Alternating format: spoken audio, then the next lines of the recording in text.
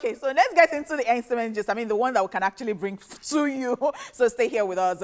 DJ Cuppy claims to be single. So you're wondering why this is news, right? So, well, we'll tell you some more. Nigerian disc jockey DJ Cuppy is wondering why it's a new year and she is still single. The heiress to the Otedola dynasty took to our Insta story to share a picture of herself with the write-up, "Me trying to figure out how it's 2020 and I'm still single."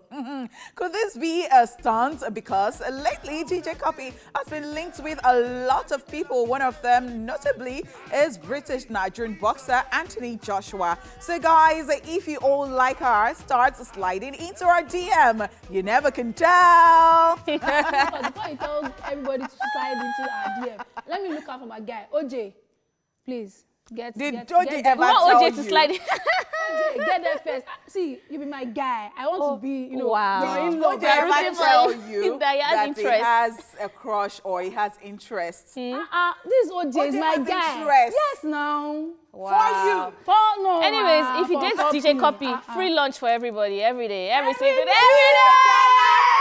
OJ, we have on your behalf. Please, don't dumb me, don't dumb me. But I think this is news because DJ Cuppy has been linked with a lot of, especially musicians over the years. I know she has been linked with Ice Prince, Sean Tizzle. Some people said Olamide, Korede Bello. The list is just... The list just... And I'm just like, for 24, that's quite some. Don't you think that some of these are just assumptions? Because sometimes she just takes pictures and she knows how to use our Instagram, our social media platforms very well. So it might just be for some attention or something of that sort. I agree with you on it, Pot. And That could be it. I feel like the two people that she was really public with, Asa Asika, yes. and she had a public relationship as well. I said public relationship, like she displayed public display of affection with also a footballer that got her G-Wagon at some point as well. So others could be rumored, others could be inside gist. We don't know exactly what it is, but I thought it was even Anthony Joshua. I mean, I was already happy for her. Well, they said, so that's well. If you want to help our situation, how about you guys? Like, oh wow, What happened to us? I'm just saying, like, 2020 is everything fine? Yeah, very fine. Thank very the Lord. fine. We thank God. Well, we're working hard. We want to blow. But is everything fine with Oh you? wow! Eh? Everything is fine. Wow. Everything is okay. We thank God. I am done with you people. Cuppy, don't worry. The man is on the way. 2020, we move, okay? All right, moving on to the next story. MI preaches positive vibes. Nigerian rapper MI is trying to start this year on a very positive note following controversies that surrounded him last year and the latter part of 2019. Now, he made this known when a fan tweeted at him, pointing to the fact that his fellow Nigerian celebrities do not like him. Now, the fan with the Twitter handle at GreenGrassU tweeted in reply to the rapper stating, and I quote, "I think your fellow celeb/artists don't like you that much and they took every opportunity to show it. Like the AKA and Wiz issue, they came for you and you took an L. E.g. sliding in Vex DM. MI, however, replied stating that this is becoming clearer by the day. Don't really care though, positive vibes only." Somebody needs to take away MI's Twitter from him because I feel like sometimes he does things out of like spur of the moment, out of passion. Because when I saw the AK and whiskey thing, I'm like, who involved you? Was in it this? Akon? I think Akon and well, yeah, because when I said Akon and whiskey person said thing, AK, that's fine. so I'm like, why did you involve yourself in this? Like, it had nothing to do with you. So all the backlash he received at that point in time, he deserved it. So if he's going to say positive vibes only, they're hating on me, but you don't start off a process and not expect something in return. If the feedback was good, if people were supporting him and saying, oh yes, Akon shouldn't have done that, he wouldn't come out to say this. Yeah. So, I mean... Well, if he realized it and he's saying that positive vibe only and then he wants to move on, like we moved 2020 and then you have, turned a new leaf, it's fine. So... But he said, I don't really care though. Yeah, he said. He said, it's becoming clearer by the day and I don't really care though. He obviously cares. Exactly. Yeah, he does. Are you inside this? For me, what I would just say is, if you can't take the heat, get out of the kitchen. Yeah, don't feed dish what you can't. If you can't take it, don't dish it. Don't feed other people what you can't tolerate and stuff. So, and I'm not saying this just to Emma. I'm saying it to everybody. Like, this is 2020. We are in support of the positive vibes, but you have to be able to be giving positive vibes to get positive vibes. Do you get me?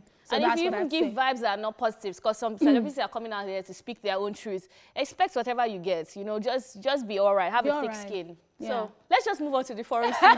Enough about MI. Now, Ludacris becomes a Gabon citizen. American rapper Christopher Bridges, popularly known as Ludacris, is now a citizen of Gabon, a country along the Atlantic coast of Central Africa. The rapper and actor, who has been in Africa with his entire family for nearly 3 weeks, celebrating the holiday season, was presented a Gabonese passport at the Office of Gabon Minister of Foreign Affairs. Ludacris took to his Instagram page to share his excitement during the presentation of the passport, stating, and I'm quoting, "I'm starting my new year off with dual citizenship. Africa, I'm official. Mom and kids too. The best gift of the decade award goes to," he tagged his wife, Eudoxie. Now, according to reports, securing a Gabonese citizenship had been in the works for many, many years for Ludacris and his wife, yes, and who is also a native of Gabon. So, this is quite interesting to me because, you know, it's usually the other way around for Africans and Nigerians in general. You are usually very excited when you have a dual citizenship that is foreign.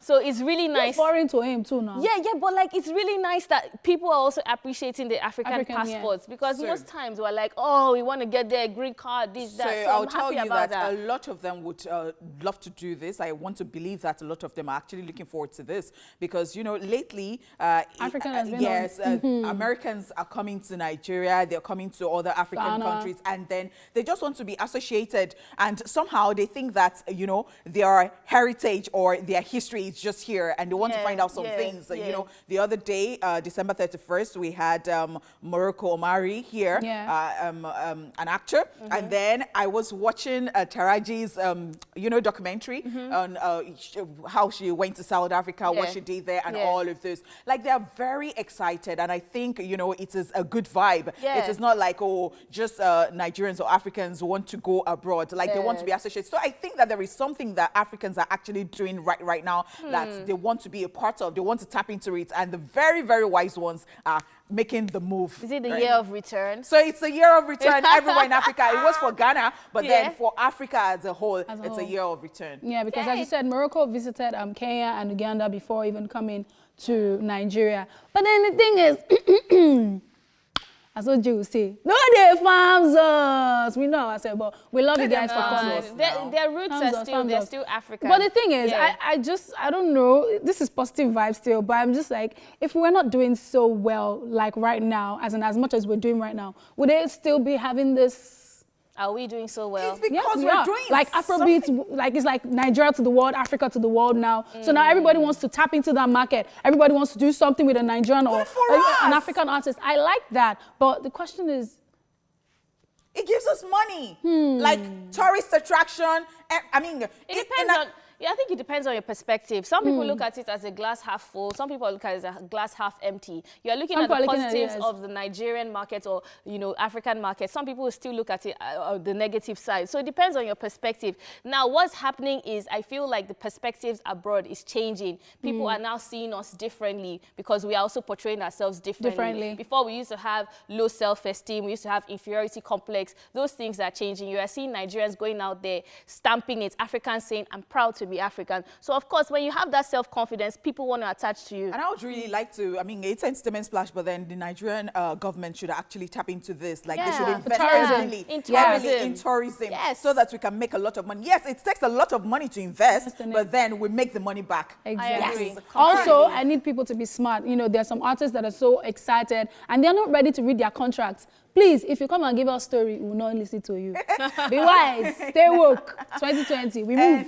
And that is it on entertainment news.